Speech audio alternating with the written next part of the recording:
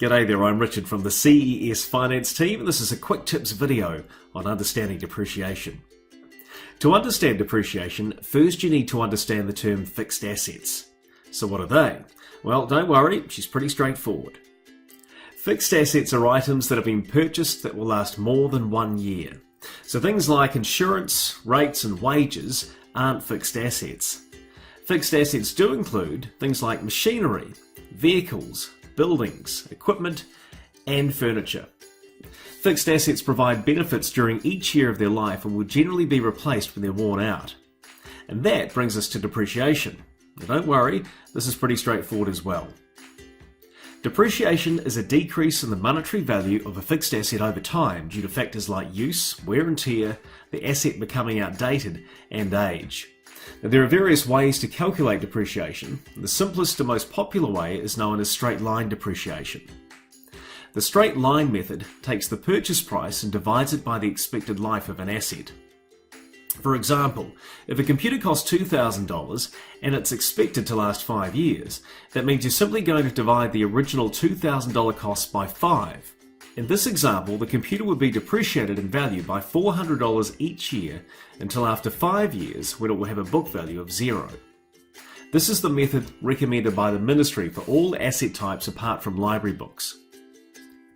Depreciation is a way to allocate the purchase cost of an asset over the time it provides value. For example, rather than assigning the cost of a computer to the year it's purchased, the cost of $2,000 is reallocated over 5 years, the expected life of the computer, giving you more accurate information on the cost to operate. So how do you budget for depreciation? Well, here are some key points you need to remember. Firstly, depreciation is a required cost in school accounts. It's something you are going to have to account for, but as you've heard, it's not that hard to figure out. And if you're scratching your head and you're having a wee bit of trouble, you can always call us at CES if you need some help. We can talk you through it. It's important your school budgets for depreciation. Ideally, the annual depreciation cost will be similar to the annual asset purchase amounts. The depreciation policy will also need to be reviewed by your board, as the life of the assets may change over time. If the asset replacement cost is higher than the depreciation amount, this will need to be funded by grants income or your school's cash reserves. So let's take a look at a simple set of school accounts. Typically, and I realise this is rather simplified, but typically this is what a set of accounts with depreciation looks like. Take a look at the accounting column.